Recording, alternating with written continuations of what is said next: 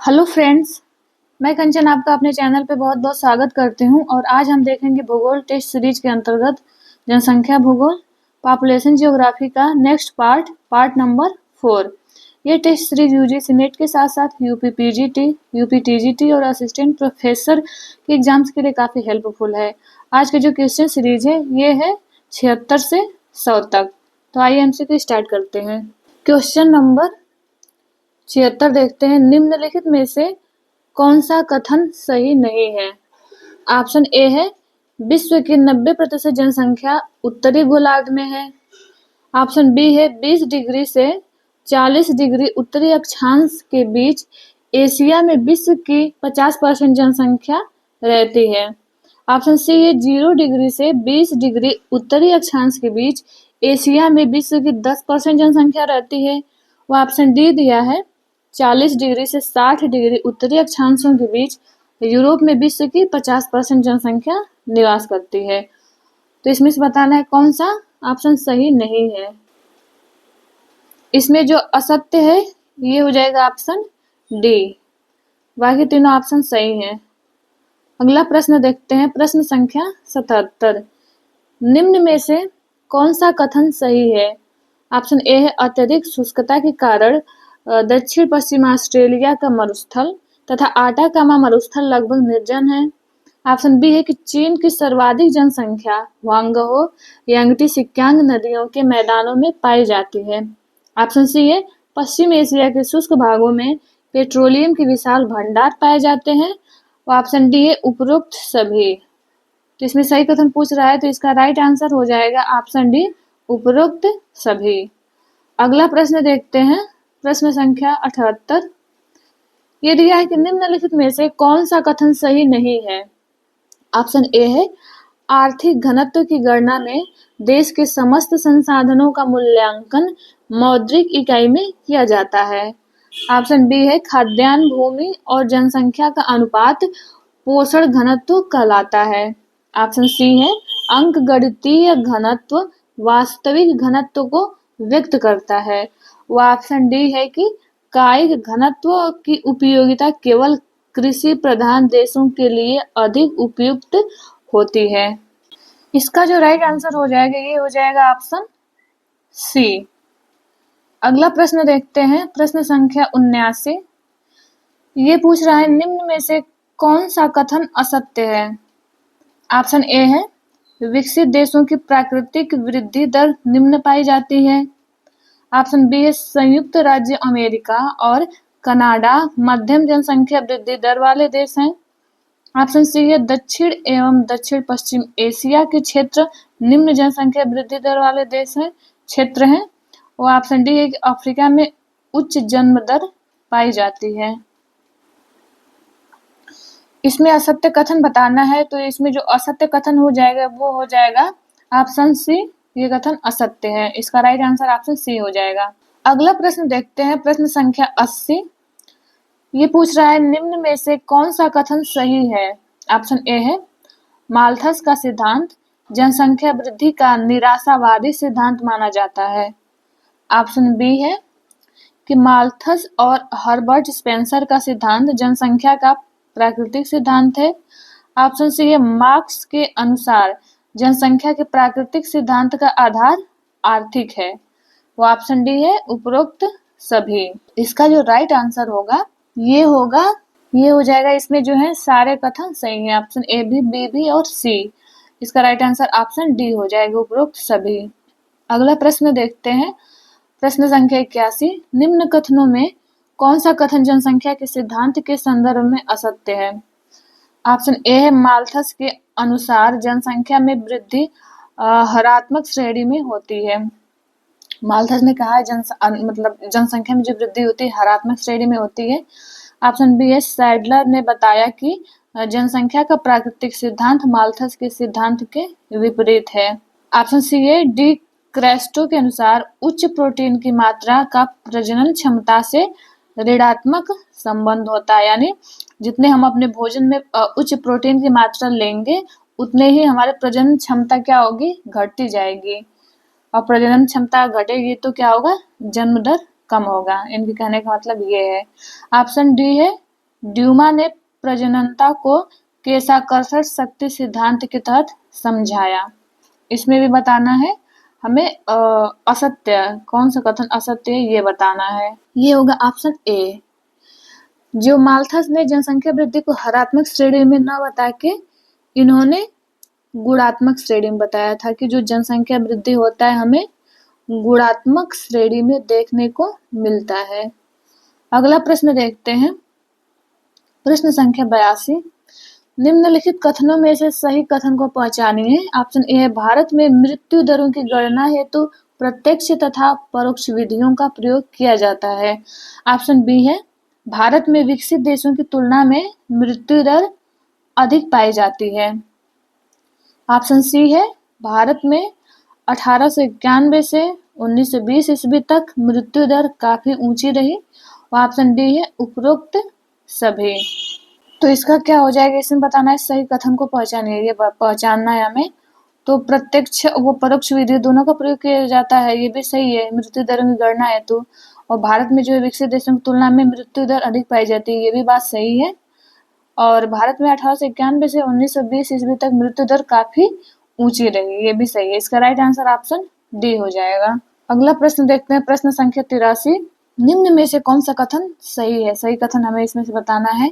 Option A है, विश्व की 46% जनसंख्या अल्प प्रजनन दर वाले देशों में पाई जाती है। ऑप्शन बी है, इंडोनेशिया, बांग्लादेश, मैक्सिको मध्यम प्रजनन दर वाले देश की श्रेणी में शामिल है। ऑप्शन सी है, यूरोप विश्व का एक ऐसा देश है जहां जन्म दर तथा मृत्यु दर बराबर पाई जाती है। वो ऑप्शन डी है, उपरोक्त सभी कथन सही है। तो सही कथन है तो इसमें जो दे रहा है कि तो इसका भी राइट आंसर ऑप्शन डी हो जाएगा। अगला प्रश्न देखते हैं, प्रश्न संख्या है 84। निम्न में से कौन सा सुमेलित नहीं है, ये हमें बताना है। ऑप्शन ए है, जे.ए. गार्नियर, क्या इनकी पुस्तक है geography of population. Option B है, आर वुड्स ने लिखी है population geography in the developing countries. Option C है, जी.टी. त्रिवार्था का दिया है कि the more developed realms a geography of its population. वो ऑप्शन डी है, डब्ल्यू जेलेंस्की, ये a prologue to population geography. तो जो क्वेश्चन नंबर प्रश्न संख्या जो 84 है, इसका जो राइट आंसर हो जाएगा ये हो जाएगा ऑप्शन बी, ये सुमेलित नहीं है। प्रश्न संख्या 85 है कि निम्न कथनों पर विचार कीजिए और इसमें से हमें सही कथन बताना है। ऑप्शन ए है, ग्लेन त्रिवार्था को जनसंख्या भूगोल का जनक कहा जाता है। ऑप्शन 2 है, रॉबर्ट वुड्स ने जनसंख्या के उत्पादकता, मर्यादा जैसे आदि महत्वपूर्ण लक्षणों का विश्लेषण किया। ऑप्शन 3 है, अर्थशास्त्र में जनसंख्या का आधार केवल आर्थिक प्रभाव तक सीमित पाया जाता है। ऑप्शन देख लेते हैं, तो इसका भी राइट आंसर ऑप्शन डी हो जाएगा। ये तीनों कथन सही हैं। अगला प्रश्न है, निम्न कथनों पर विचार कीजिए। ऑप्शन 1 है, भारत में राष्ट्रीय प्रतिदर सर्वेक्षण संगठन की स्थापना 1950 में हुई थी। ऑप्शन 2 है, राष्ट्रीय प्रतिदर सर्वेक्षण में केवल पारिवारिक आय को शामिल किया जाता है।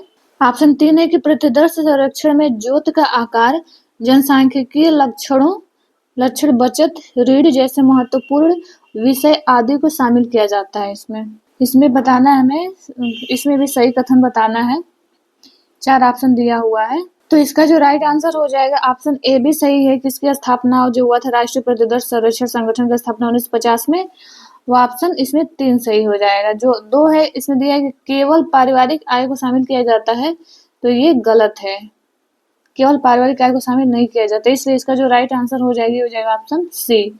अगला प्रश्न देखते हैं, प्रश्न संख्या 87। जो 87 है ये है कि यूरोप की आबादी किसी अन्य महाद्वीप की आबादी से अधिक पुरानी है। फिर ऑप्शन 2 है कि अनेक यूरोपीय देशों की जनसंख्या नकारात्मक वृद्धि प्रदर्शित कर रही है। वो ऑप्शन 3 है कि एशिया का जनसंख्या घनत्व यूरोप से कम है। इसमें हमें सही कथन बताना है, इसमें भी सही कथन बताना है हमें। ऑप्शन दिया है, ऑप्शन 1 व 2, ऑप्शन बी में केवल 2 है, ऑप्शन सी में केवल 3 व ऑप्शन डी में 1, 2 व 3 दिया है। तो इसमें हमें जो सही कथन है, इसमें ऑप्शन जो 1 हो जाएगा ये गलत हो जाएगा। ऑप्शन 2 सही है कि यूरोपीय देशों की जनसंख्या नकारात्मक वृद्धि प्रदर्शित कर रही है, यानी वहाँ पे जो जन्म दर है, अर्थात यूरोप में जो है जनसंख्या वृद्धि का दर वो घट रहा है, कम हो रहा है। ऑप्शन 3 है कि एशिया का जनसंख्या घनत्व तो यूरोप से कम है, तो ये भी गलत है। एशिया का जनसंख्या घनत्व तो जो है अधिक है यूरोप से, इसलिए केवल 2 सही हो जाएगा इसका। ये किसमें दिया है? केवल बी। हाँ, बी ऑप्शन इसका राइट आंसर हो जाएगा। अगला प्रश्न है प्रश्न संख्या 88 है, निम्न कथनों पर विचार कीजिए। ऑप्शन 1 है कि विश्व की कुल जनसंख्या का लगभग 80% भाग समुद्र तल से 500 मीटर की ऊंचाई वाले क्षेत्रों में निवास करता है। ऑप्शन 2 है विश्व की कुल जनसंख्या का 2/3 भाग समुद्र के 500 किलोमीटर की परिधि में संकेंद्रित है। इसमें से भी हमें कौन सही कथन बताना है? सही कथन बताना है। तो इसका जो राइट आंसर हो जाएगा ऑप्शन सी, 1 व 2 दोनों ही कथन सही है। अगला प्रश्न देखते हैं, प्रश्न संख्या 89। इसमें निम्न कथनों पर विचार कीजिए। ऑप्शन 1 है जनसंख्या वितरण को प्रभावित करने वाले प्रमुख जनांकीय तत्व जनसंख्या की वृद्धि, प्रवास और नगरीकरण प्रमुख है। ऑप्शन 2 है कि जापान में जन्म दर तथा मृत्यु दर अधिक पाई जाती है। ऑप्शन 3 है विकसित देशों में जनसंख्या वृद्धि की ऋणात्मक दर पाई जाती है। इसमें से हमें बताना है असत्य कथन। असत्य, इसलिए इसका जो राइट आंसर हो जाएगा, असत्य पूछा है तो केवल एक हो, मतलब ऑप्शन ए सही हो जाएगा, केवल 2 ऑप्शन जो है ये गलत है। अगला प्रश्न देखते हैं, प्रश्न संख्या 90। जन्म दर तथा मृत्यु दर वर्ल्ड पॉपुलेशन डाटा शीट 2015 के अनुसार बताना है कि विश्व प्रतिरूप संबंधी दिए गए सूचियों में सही का मिलान करें। हमें बताना है 2015 के डाटा शीट के अनुसार इसे मिलान करना है। एक तरफ दिया है महादेश यानी महाद्वीप, और दूसरी सूची में दिया है जन्म दर प्रति 1000 जनसंख्या पे। तो इसका जो सही मिलान होगा ये होगा, एशिया जो महाद्वीप है इसका जो बर्थ रेट देखा जाए तो ये हो जाएगा 18 और यूरोप का हो जाएगा 11, इसका सबसे कम देखने को मिलता है। अफ्रीका हो जाएगा सबसे हाई, इसका हो जाएगा 36 व उत्तरी अमेरिका का हो जाएगा 17 2015 के अनुसार। अगला प्रश्न देखते हैं, प्रश्न संख्या 91। ये एक निम्न कथनों में से कौन सा सही है? ऑप्शन 1 है किसी प्रदेश के कुल क्षेत्रफल और उसकी कुल जनसंख्या का अनुपात अंकगणितीय घनत्व कहलाता है। ऑप्शन 2 है कायिक घनत्व में क्षेत्रफल के स्थान पर हम कृषि योग्य भूमि को शामिल किया जाता है। ऑप्शन 3 है जिस देश में कृषि योग्य भूमि अधिक होती है वहाँ कृषि घनत्व कम होता है। तो इसमें से पूछ रहा है हमें सही कथन बताना है। इसका जो राइट आंसर हो जाएगा इसका ऑप्शन डी, यानी तीनों ऑप्शन सही हैं। प्रश्न संख्या 92 देखते हैं, निम्नलिखित कथनों पर विचार कीजिए। ऑप्शन 1 है विकासशील देशों ने विगत 2 दशकों में प्रजनन दरों में महत्वपूर्ण ह्रास किया है। यहाँ पे हो जाएगा ह्रास किया है। ऑप्शन 2 है विकासशील देशों में जनसंख्या वृद्धि दर भी विगत दशकों में दर्ज की गई है, जनसंख्या वृद्धि दर दर्ज की गई है। ऑप्शन 3 है कि विकासशील देशों में मृत्यु दर में ह्रास भी हुआ है। इसमें से हमें देखिए, इसमें हमें जो है सही कथन बताना है। सही कथन, तो देखिए इसमें जो ऑप्शन 1 है ये है विकासशील देशों ने विगत 2 दशकों में लगभग प्रजनन दरों में महत्वपूर्ण ह्रास किया है, ये सही हो जाएगा। ऑप्शन जो 2 है कि विकासशील देशों में जनसंख्या वृद्धि दर भी विगत दशकों में कम दर्ज की है, यहाँ पे हो जाएगा कम दर्ज की है, ये भी ऑप्शन सही हो जाएगा। और विकासशील देशों में मृत्यु दर में भी ह्रास हुआ है, ये भी सही हो जाएगा। तो ऑप्शन जो तीनों है ये तीनों सही हो जाएंगे, इसका राइट आंसर ऑप्शन डी हो जाएगा। इसमें कुछ वर्ड छूट गए थे, इसको मैं ऐड कर दी हूँ। प्रश्न संख्या 93 देखते हैं, इसमें है कि जनांकीय संक्रमण की निम्न अवस्थाओं में से सही सुमेलित है। इसमें कौन सा सही सुमेलित है? ऑप्शन ए है उच्च अस्थायी अवस्था। इसमें क्या होता है, इसमें दे रहा है कि इसमें जो होता है उच्च जन्म दर व उच्च मृत्यु दर, यानी जन्म दर और मृत्यु दर दोनों उच्च होता है। इस वजह से क्या होती है, जो वहाँ की जनसंख्या होती है वो अवस्था को अस्थायी अवस्था कहा जाता है, क्योंकि जनसंख्या एकदम स्थिर हो जाती है। जितना जन्म दर होता है उतना मृत्यु दर होता है, इसलिए जितने लोग जन्म लेते हैं उतने लोग मर भी जाते हैं, इसलिए जनसंख्या बिल्कुल स्थिर हो जाती है, इसलिए इसे उच्च अस्थायी अवस्था कहा जाता है। तो सही सुमेलित, तो इसका जो सही सुमेलित है ऑप्शन ए ही सही हो जाएगा। ऑप्शन बी देख लेते हैं, प्रारंभिक वर्धमान अवस्था, इसमें निम्न जन्म दर तथा उच्च मृत्यु दर दिया है, तो नहीं, इसमें भी जन्म दर उच्च ही रहता है, लेकिन मृत्यु दर क्या होता है, धीरे धीरे कम होने लगता है। फिर उत्तर वर्धमान अवस्था दे रहा है, इसमें जन्म दर उच्च दे रहा है और निम्न मृत्यु दर, तो इसमें बिल्कुल निम्न मृत्यु दर नहीं हो जाता है, जन्म दर के साथ साथ घटता मृत्यु दर रहता है। ऋणात्मक जनसंख्या दे रहा है, इसमें दे रहा है कि जन्म दर मृत्यु दर से अधिक होता है, तो नहीं, इसमें क्या होता है, जन्म दर और मृत्यु दर दोनों ही निम्न हो जाते हैं इस अवस्था में, जो ऋणात्मक जनसंख्या की अवस्था है। इसलिए बस केवल सही सुमेलित है, तो ऑप्शन ए ही सही मिलान दिया हुआ है कि जो उच्च अस्थायी अवस्था है इसमें जन्म दर व मृत्यु दर दोनों उच्च होते हैं। अगला प्रश्न देखते हैं, प्रश्न संख्या 94 है। निम्न कथनों पर विचार कीजिए।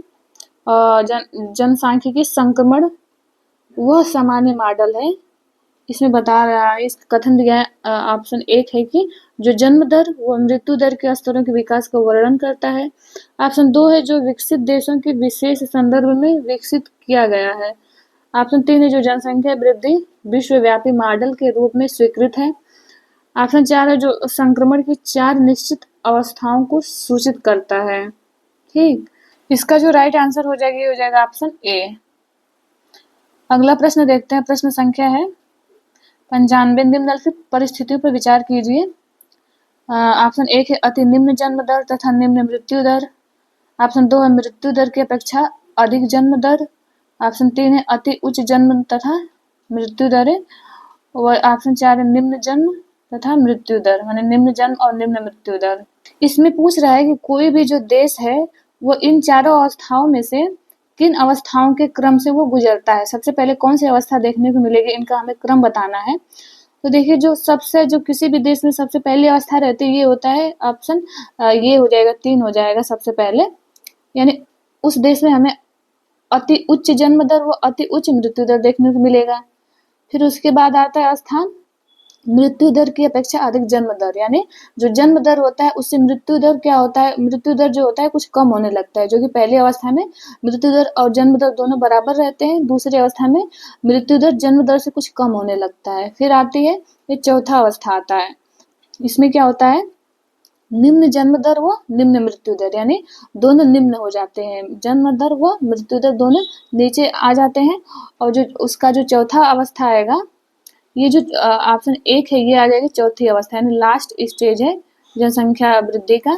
इसमें क्या होता है, अति निम्न जन्म दर व और निम्न मृत्यु दर, यानी जन्म दर भी क्या हो जाता है, अति निम्न हो जाता है, यानी बर्थ रेट जो वहाँ पे होता है बहुत कम हो जाता है, जन्म बहुत कम लेते हैं शिशु, और क्या होता है कि निम्न मृत्यु दर, यानी मृत्यु दर भी बहुत कम हो जाता है। तो इसका राइट आंसर हो जाएगा ऑप्शन ए, ये क्रम हमें देखने को मिलता है। अगला प्रश्न देखते हैं, प्रश्न संख्या 96 है। ये पूछ रहा है कि निम्नलिखित कथनों पर विचार कीजिए। ऑप्शन 1 है जनसंख्या के अनुकूलतम सिद्धांत के अनुसार अल्प जनसंख्या वाले क्षेत्रों में जनसंख्या वृद्धि के साथ प्रति व्यक्ति आय में वृद्धि होगी। ऑप्शन 2 है माल्थस के अनुसार प्रत्येक 20 वर्षों में जनसंख्या दोगुनी हो जाती है। ऑप्शन 3 है माल्थस ने ब्रह्मचर्य, आत्मसंयम एवं विलंब से विवाह को कृत्रिम निरोध माना है, कृत्रिम निरोध माना है। ऑप्शन 4 दिया है, माल्थस के अनुसार युद्ध, अकाल, भूकंप तथा बाढ़ जनसंख्या के कुछ प्राकृतिक निरोध है। हमें इसमें से सही कथन बताना है, तो ऑप्शन 4 तो सही है, सही हो जाएगा। ये भी ऑप्शन 3 भी सही हो जाएगा। ऑप्शन 2 जो है गलत हो जाएगा, क्यों, क्योंकि उन्होंने 20 वर्षों में नहीं 25 वर्षों में बताया था कि 25 वर्षों में जनसंख्या दोगुनी हो जाती है, और ऑप्शन 1 भी सही है, इसलिए इसका ऑप्शन 1, 3 व 4 सही हो जाएगा। ये है 1, 3, 4 वो ऑप्शन ए में, इसका ऑप्शन ए राइट आंसर हो जाएगा। प्रश्न संख्या 97 देखते हैं, जनांख्यिकी संक्रमण परिवर्तन एक प्रकार का ढांचा है जो परिवर्तनों के ऐतिहासिक अनुक्रम का अन्वेषण करता है। इसे में बताना है, ये प्रजनन क्षमता और प्रवसन को बताता है। ऑप्शन 2 है मृत्यु दर व आयु संरचना को बताता है। ऑप्शन 3 है मृत्यु दर और प्रवसन को बताता है। वो ऑप्शन 4 है आयु संरचना और लिंग संयोजन। तो इसका जो राइट आंसर हो जाएगा, ये हो जाएगा ऑप्शन ए, 1 व 4। ये हमें प्रजनन क्षमता, प्रवसन, आयु संरचना व लिंग समायोजन के बारे में जानकारी प्रदान करता है। प्रश्न संख्या 98 देखते हैं, निम्नलिखित कथनों पर विचार कीजिए। माल्थस के मॉडल के अनुसार ऑप्शन 1 है जनसंख्या में अंकगणितीय ढंग से बढ़ने की प्रवृत्ति होती है। ऑप्शन 2 है कि सकारात्मक और निवारक प्रतिबंध जनसंख्या की अत्यधिक वृद्धि दर को रोकते हैं। ऑप्शन 3 है निवारक प्रतिबंधों का आधार नैतिक संयम बताया इन्होंने। और ऑप्शन 4 है कि विवाह के स्थान को विवाह के स्थगन को महत्व दिया जाता है इसमें। देखिए इसमें भी हमें क्या है कि सही कथन को बताना है। सही कथन को हम देखते हैं।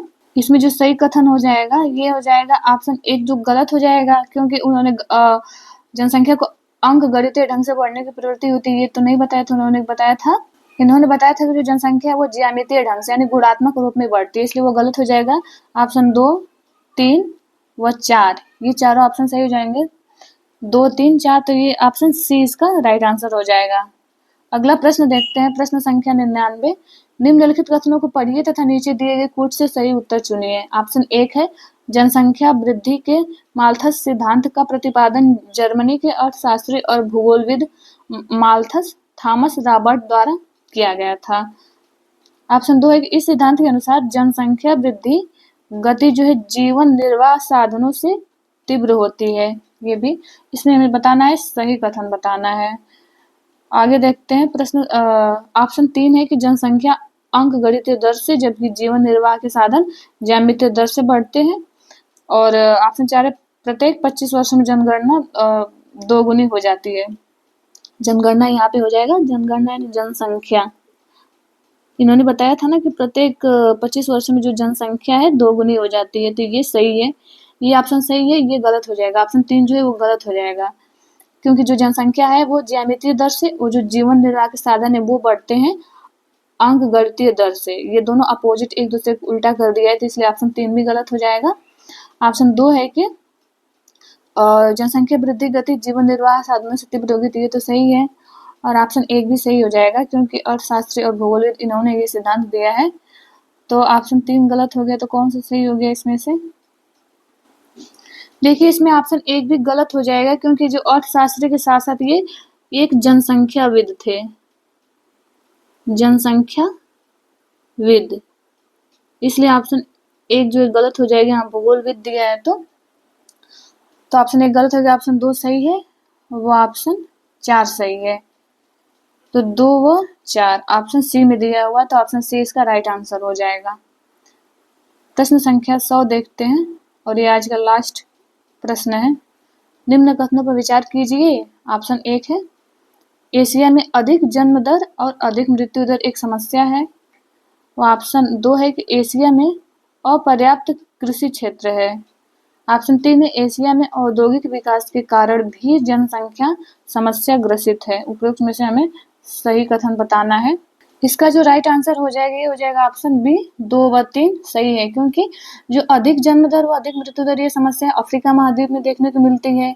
एशिया में अपर्याप्त कृषि क्षेत्र है, इसलिए क्योंकि जनसंख्या इतनी अधिक है कि कृषि जो क्षेत्र है उस पर बहुत अधिक जनसंख्या का दबाव, इसलिए जो अपर्याप्तता हो जाती है कृषि क्षेत्रों की। और एशिया में औद्योगिक विकास के कारण भी जनसंख्या समस्या ग्रसित है, तो ये भी ऑप्शन सही है, इसलिए राइट आंसर इसका हो जाएगा ऑप्शन बी, 2 व 3 सही है। मिलते हैं नेक्स्ट वीडियो में। ये वीडियो देखने के लिए आप लोगों का बहुत बहुत धन्यवाद।